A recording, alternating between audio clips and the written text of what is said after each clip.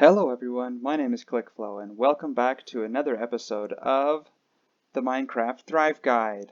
I hope you guys are having a good day. I'm having a good one. As you can see, we are starting off here back at our little villager villager chamber where we have our mending villager for 14 emeralds. And if you remember our other villager I had put down here into the corner, I just did the same process to get Unbreaking 3 for him. So I'm gonna be I've just been working away off camera to get some of those enchantment books, and as you can see, I've done quite a few of that. I've got 7 books of mending here, as well as my my diamond pickaxe, my silk touch pickaxe, my diamond sword, and then I have a fortune pickaxe that I also put the mending on. So that is coming along really well. Some other items of business that I think we should take care of is I asked you guys in the last episode what to name our new mending villager, just to make sure that he stays for good. And I received a comment from Megan to name him Sir Menzelot, and I kind of like that, so we're gonna go ahead and name him that. We can just throw the name tag into the anvil. We can name him Sir Men's lot, just like that, and that's going to cost us 1 level of experience. And then we can just walk over to him and right click him, and now he shows up as Sir Menzelot. I love it. Also, I asked you as well what we should start naming our tools and our armor pieces, and Hayaline suggested that we should name our sword Surrender, and I kind of like that as well, going along with the same theme with the Sir, but Surrender. So I think that's going to be our sword, and of course we're not finished upgrading this sword all the way, but it will get there in the fullness of time. So thank you for your suggestions, and I am still open to some more suggestions about what to name our pickaxes, both the Silk Touch and the Fortune, and our axe, shovel, our bow, and of course all of our pieces of armor and equipment and such. I also wanted to give a quick shout out to Hayaline as well. She was kind enough to make the Minecraft Thrive Guide logo that is on all of our videos now. She does fantastic art, and if you guys are into that, you should definitely go check her out on Instagram. Anyway, all of the promos and such aside, in this episode, I think today we are going to go into a little bit different kind of exploration. We're not going to be exploring anywhere in the overworld here. We're actually going to enter a new dimension called the Nether. Now, the Nether is kind of like an underworld kind of dimension, where it's I like to think of it as like the mantle of the earth, where there's lots of lava and everything, and there's a ceiling overhead, so there's no skylight access, and everything is on fire, and there's all kinds of nasty mobs and monsters down there. But there is a fair bit of resources that we are going to need from the Nether, especially here in the early game. The things that I really want are, number 1, blaze powder, which you can get from blaze rods. That will allow us to do a number of things, including potion brewing, as well as making Eyes of Ender, which we can then use to locate the end portal, which is of course how you fight the Ender Dragon later on in the game. So that is something super important for us to get. And the other thing you might not think is very obvious, but quartz. Quartz is used in making a lot of redstone components, such as observers and redstone comparators, which are vital in our technical aspect of the game. So I'm really excited to get a hold of that. And yes, if we do have time in this episode, we will also get our hands on some netherite so we can further upgrade our tools and armor to become even more powerful and even more durable, which is really what I'm after for that. So, first things first, we are going to need a bit of obsidian. Now, we only need 10 obsidian, just like that. And I'm also going to grab 1 piece of iron from there and 1 piece of flint. Honestly, this is the only really time I use flint, sometimes in crafting arrows, but you can get heaps of arrows from killing skeletons. I don't like flint, I don't think it's that useful.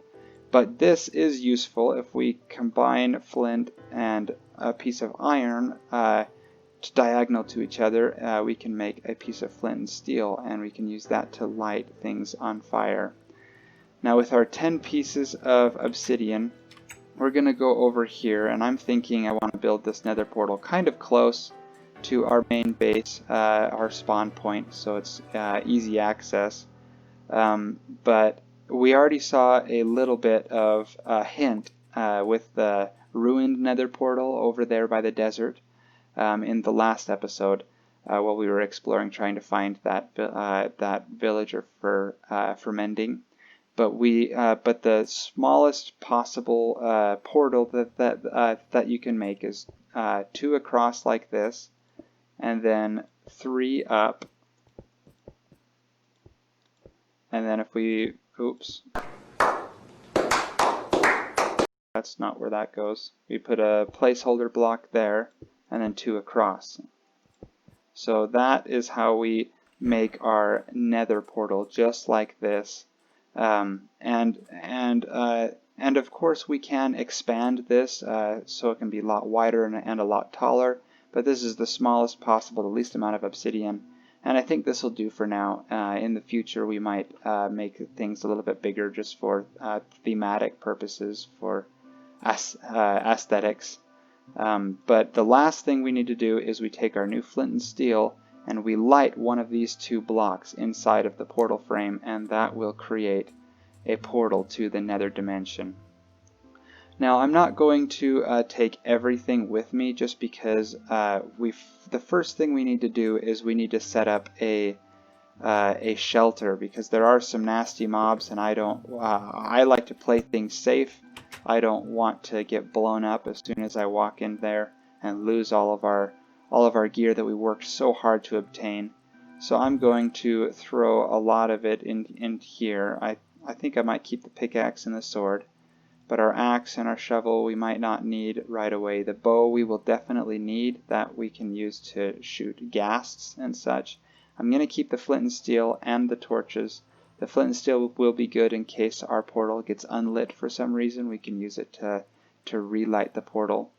Our bucket of water is going to be pretty much useless there, because it's supposed to be like really hot and such, so when you try and place water down it will evaporate instantly, and therefore we'll just waste our water there. But I'm also going to dip into my cobblestone, and I'm going to gather to take a few stacks of blocks so that we can make a little hut, a little shelter in the nether, so that we can kind of establish our base of operations. Now our little hut or little shelter we're going to make is not going to be a permanent feature. We'll probably take it down and rebuild something cooler and more aesthetic as well in the fullness of times. But I think with this we are ready to go. One thing I almost forgot, with the new Nether update, new mobs have been added to the game, namely piglins, and piglins are very fond of their gold, and if you approach them without a peace offering of sorts, they will attack you on sight. And because they're so fond of their gold, we have to be wearing some type of golden armor. And I think I'm going to take this pair of enchanted golden boots. I just found that off of one of the loot that I had found, and I'm going to throw that on, and it can be any piece of armor, whether it be a chest plate or helmet or boots or leggings. I'm going to choose my boots just because it provides the least amount of protection overall. And I have a brand new pair of boots that has projectile protection for, so not a bad enchantment. But now that we have our gold on us and we won't be murdered on sight by the piglins, we have all of the things we need. I think we can safely step through the Nether portal and see what's on the other side.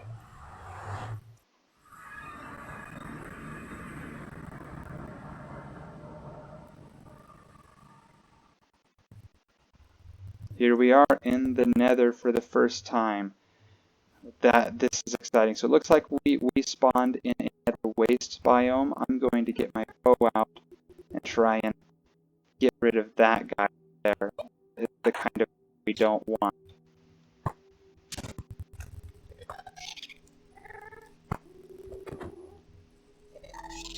If I can shoot something today. Alrighty. Oops, and there's another one right there.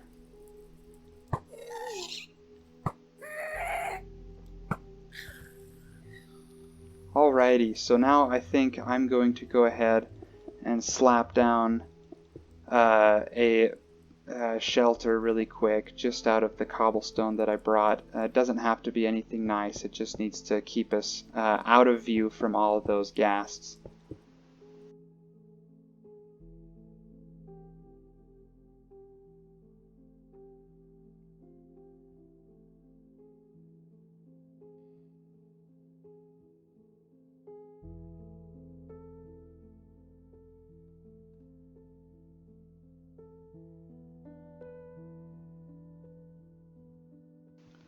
Alrighty, and I left myself a little doorway here so that we could run in, and I'm going to make a few oak planks and then make us a crafting table just like that, and then I think we can make ourselves a door to protect us so that we can enter in and out of our little shelter here. So this is looking great. Now there are a few monsters here that we have to be wary of. Number one is going to be the hoglins. Those guys will attack us on sight, and they do pack a punch, and they can throw you pretty far. So we're going to have to be careful of them. We already encountered all of the ghasts. Those are going to be ranged fighters. They're going to shoot with their fireballs, as you saw. So we're going to have to probably take those out with the bow. The piglins should not harm us as long as we are wearing some gold armor, and we do not touch any of their gold or their loot. So they will aggro on us if we open a chest or some item that does have an inventory in it. Because they're going to think that we're stealing from them, even if it's chests that we put down. That will still set off their aggro. The zombified piglins are neutral mobs, meaning that they will not attack us, and they're going to be completely passive towards us unless we attack them.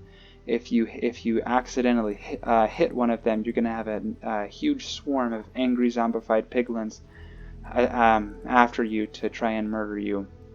So we're going to try and avoid that. The first thing I think we are going to do is we are going to try and find what's called a Nether fortress. Now a Nether fortress is where we are going to find our blaze rods and our nether warts, which is going to be useful for brewing and for the Eyes of Ender later on. And those generally generate in a grid. So we're going to have to try and explore from east to west until we find one of those nether fortresses. And then I believe they generate about 200 to 300 blocks apart on a north-south line from each other, if I'm not mistaken. So we're going to try and go do a little bit of exploring, and I can loop you guys in to see the different kinds of biomes. As you can see here, right next to where we spawned is a crimson wart forest, and there are also a warped wart forests, which are a variant of these that are blue, and they have the crimson fungus, except they're warped. They're the blue type of fungus, which is really kind of neat. There are these nether wastes where it's just kind of empty, and then there are basalt deltas, which spawn a massive amount of magma cubes, and are quite treacherous to cross. And then there are also soul sand valleys, which can spawn skeletons, as well as a large number of ghasts. But also right next to where we spawned is this block here. Now this is called quartz, and that is one of the things that I had mentioned we are here to obtain. Ah! Stop! I could have dropped my croissant! That guy spooked me, if you couldn't tell. How embarrassing. I am going to make a little chest here. And I know I just talked about not making any chests, but as long as we're in the safety of our little hut, the piglins won't be able to get us, and their aggro will eventually wear off. So I'm going to use this to store all of our valuables, the things that we might want to keep without them being destroyed. So I'm going to put the quartz in there, the cobblestone, and all of the other things that we're not going to take with us immediately. And then I think we are going to go set out. Of course, we're first going to have to know which direction is east. And for that, we're going to head back to the overworld to get our bearings with the coordinates, and then we'll come back to the Nether.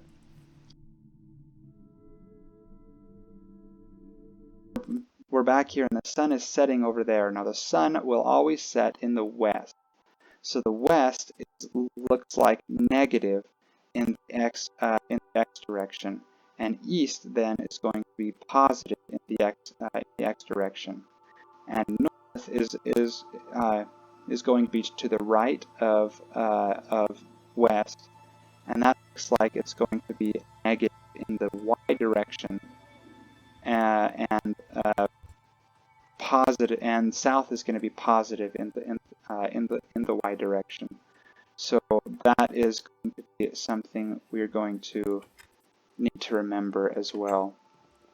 Alrighty, so north is again negative in the y direction, so we can remember that.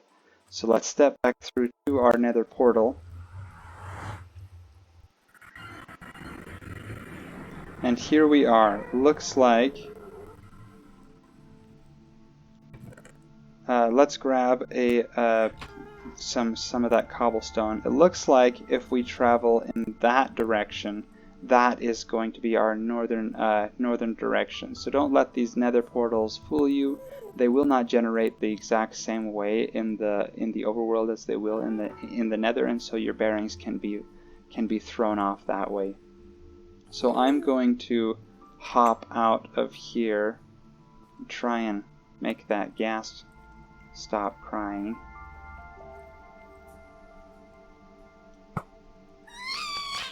Yikes, that was terrifying.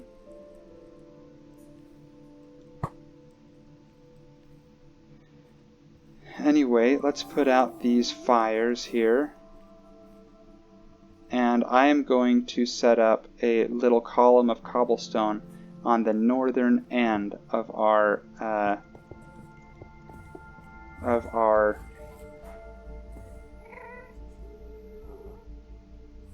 oh, looks like I accidentally aggroed that guy. Oh well. On the northern end of our little shack that we built. So that way we can always look at those two landmarks and get our bearings north to south and east to west and such, just by looking at that. So that is going to work well for us if we can check west is negative in the x direction. and east is going to be positive in the in the x direction, so that lines up and that works out great. So now that we have our bearings on us, we can start to explore and do a little bit of exploring. But it's easy here to lose your way because the surface here is not generated the exact same way as it is in the overworld. There is a lot of height, and so you can lose your way pretty quickly. But a good way to not lose your direction is a little marker. You can set like a piece of cobblestone and then a torch on the side that you came from, and the cobblestone here stands out so much from the netherrack that it's easy to spot it from a great distance away. So it's easy to find your way back that way. So I'm going to head in the eastward of our little hut, our little nether portal, until hopefully we can find a nether fortress, and then I will loop you guys back in. Alrighty, welcome back. So I didn't end up going east because I got blocked by a giant ocean of lava, but I ended up going west, and I did end up finding a nether fortress. They're going to look like this, and this one has spawned in what looks like a soul sand valley and runs into a basalt delta. So we are going to have to be extra careful now. Well, there's some blazes right there. That is good sign. But so there are going to be a number of mobs that will spawn here. The one being blazes from blaze spawners. We can actually use those to make a pretty effective farms, but probably later on. And the more dangerous ones are the wither skeletons. So the wither skeletons, when they hit you, will apply the wither effect, and that will cause you to take damage continuously until you until you die. So we're gonna have to be careful of those guys. There are some techniques that I can show you guys to keep safe from wither skeletons, but I think I'm going to dig my way up there, and let's get started.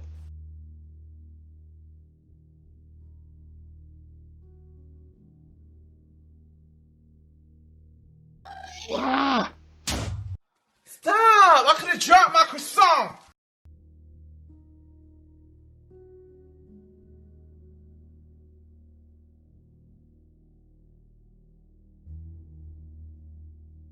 Looks like we've broken into the floor. I'm gonna quickly grab some netherrack and make a three block tall barrier, because the wither skeletons are 3 blocks tall and will not be able to walk through there, but we as the players can.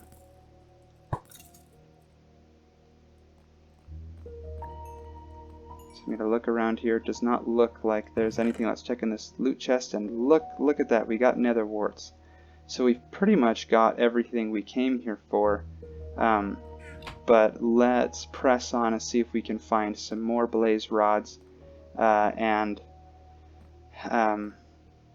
continue on exploring this nether fortress. So I'm going to use the same trick as I do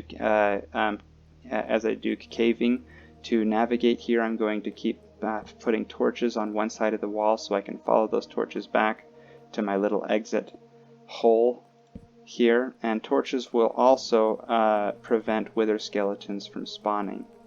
Oops, looks like there's some blades right there. He's going to try and shoot fire at us, but let's run over and see if we can't quickly take them out.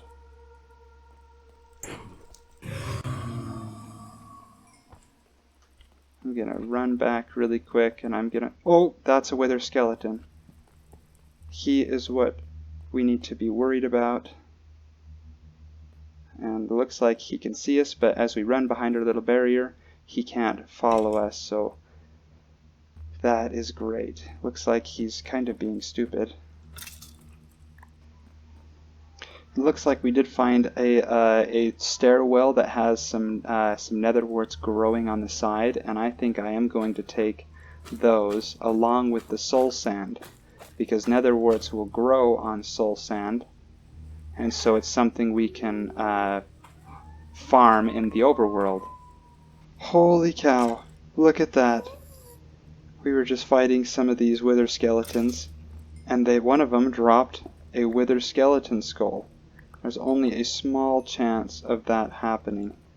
Very small, actually. That brings us one step closer to being able to fight one of the other bosses in the game, called the Wither itself, and something I'm not particularly looking forward to, but I know you guys are. Now that's what I'm talking about. Over there in the distance, if you can see, it's kind of hard because of the biome fog, but there is a little room that has some fences around it. That indicates that there is a blaze spawner. So I'm gonna work my way over here, hopefully without dying, to set up a little area where we can kill a bunch of blazes and harvest the blaze rods from them. But this looks like it might be a great place in the future to make a wither skeleton farm. Wow, and it looks like there's a fairly big ruined portal frame over there, which is cool. And there's another blaze spawner just right over there. So I'm gonna make my way. So these blaze spawners are going to be a really good source of experience, because as you can see, we just stand by them and they will activate and always be producing blazes. And as you can see, they provide a fair amount of experience. So it might not be a bad idea to make one of these into an early game farm. Alright, we are back in the overworld from our Nether escapade unscathed, and I am pretty excited about that, honestly. And I think we've accomplished pretty much everything that we wanted to in this in this episode. We have some Nether quartz ore, which we can then use our Fortune 3 pickaxe to turn into quartz, and then we can use that to start making some redstone components. We were able to gather about half a stack we were able to gather about half a stack of the blaze rods, which is fantastic, I think. We were able to get some nether warts and some soul sand to grow that on. And we were even able to find a wither skeleton skull, which is something I wasn't planning on doing in this episode. So we only have 2 more to go, and then we can fight and summon the wither, which is going to be an adventure. But I don't think we'll have time in this episode to find some netherite, so that will have to be left for another episode, so that we can do a little bit more explaining on that and how to find netherite. But I hope you guys liked this look into entering the Nether and a little bit about what the Nether is, and finding certain resources in the Nether, like our blaze rods, and finding a Nether fortress. If you guys like this video, why don't you smash that like button? And if you love the video, why don't you subscribe for some more content and more of the Minecraft Thrive Guide? I'm excited about this series so far, and I hope you guys are too. And I will see you guys next time. Bye for now.